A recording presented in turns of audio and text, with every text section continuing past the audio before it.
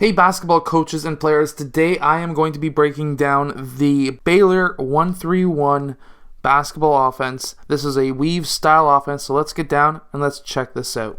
So what we're going to start with is a quick dribble handoff up at the point.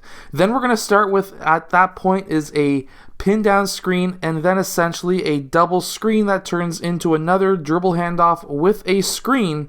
At this time, we're going to have a backdoor cut and an alley-oop dunk or layup.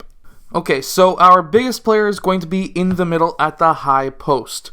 We're going to then do a dribble handoff with the player on the wing. Now, really quickly, if you're wanting to know the areas of the court that I'm going to talk about, this is the high post, this is the low post, this is the corner, these are the wings, and this is the point.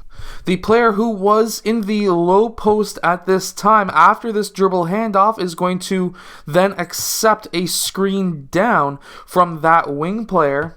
And now we're going to have, after that screen, it's not a very great screen. You, with your team, could run that a lot stronger, all depending on how that player's or that post player's defender is really playing. At this point in time, that screen is going to then clear out towards the other side or into the low post. And we're going to have then a pass over to that player on the wing. And then we're going to have a quick, essentially a double screen.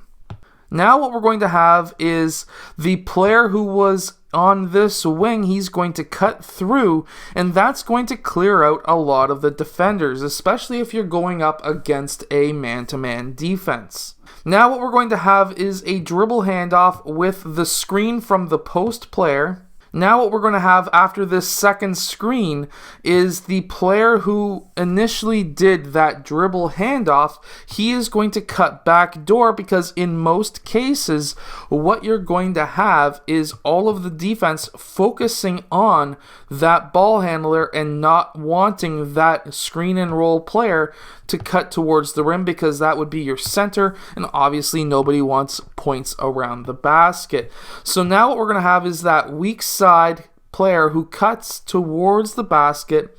Now if this is a younger team, this works extremely well, obviously for layups, but I wouldn't be running this play with anybody younger than advanced grade 8 teams. So what we're going to start with is a quick pin down screen for player 4 who is going to pop out towards that wing.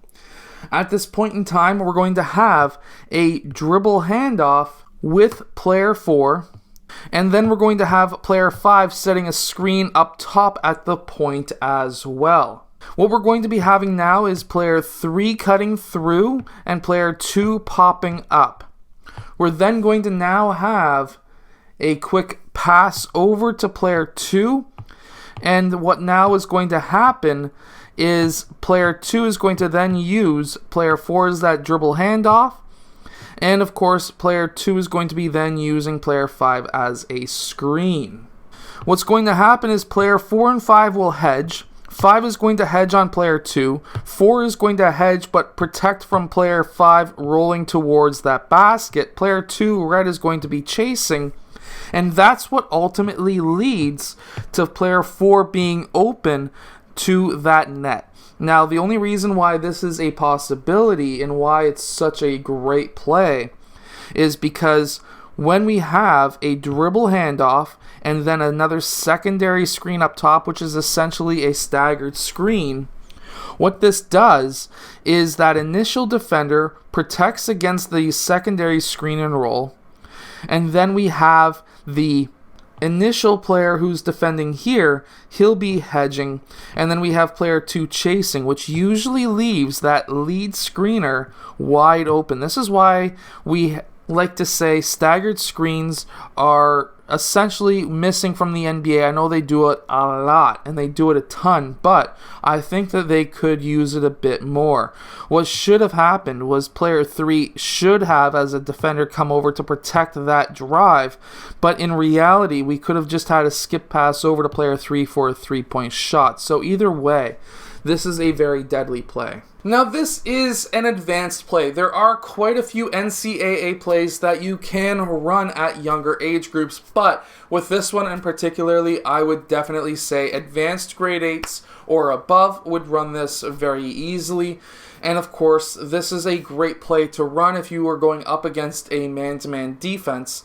This can also lead into a motion offense as well, and you can actually run this through a few times. Anyways, I hope that you have enjoyed today's video. If you have, hit that like button and subscribe. Make sure to go check out my Unbeatable Basketball Zone Defense book down in the description below, or if you want some different practice plans or some just practice plans in general, make sure to go check those out as well down in the description. I'll see you guys again in my next video.